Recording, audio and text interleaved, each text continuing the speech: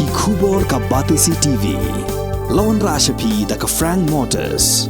The dark is here to rule.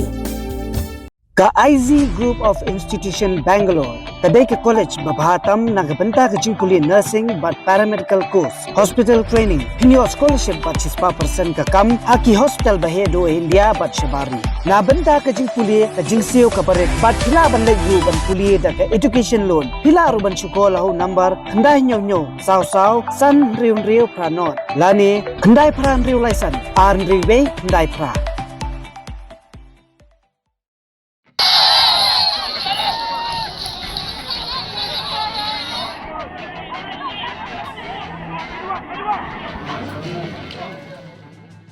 Ka North Liberty Higher Secondary School but ka HK Singh Memorial Secondary School. Kilalong ki Artali ki school na West Giantia Hills District. Kibanyo Mihkhmat ya ka West Giantia Hills District siya ka state level Subroto Mukherjee Cup football tournament kaban salong Shen hanong ba Shillong.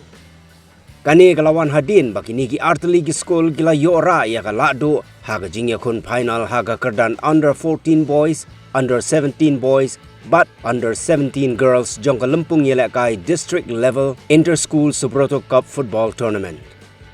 Yagani Kalumpung Yelekai lapunyay daga office jong district sports officer West Giantia Hills district Hamadan Kiang Nangba Stadium Lat Talabo Jowai haga laiterik unaitung arajar arpulai. Haga jingyakun ka North Liberty Higher Secondary School kalay ora ya kanam lado haki artali ki kerdan. Kata haka kerdan under 17 girls daga ba penlim no yaga Kiang Nangba Higher Secondary School. Kat bahaka kerdan under 17 boys ka North Liberty Higher Secondary School kala penlim no yaga Government Boys Higher Secondary School.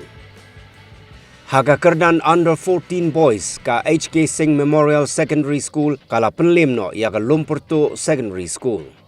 Hagani kasngila sakilang daw Additional Deputy Commissioner janga West Giantia Hills District uba Mark Andrew Chalam, uba Longkumu Kongsan, u District Sports Officer uba Krubok Pasa, u Working President janga West Giantia District Sports Association uba EMH Pasa, ki Principal, ki Nonghikay, bat ki Khana School.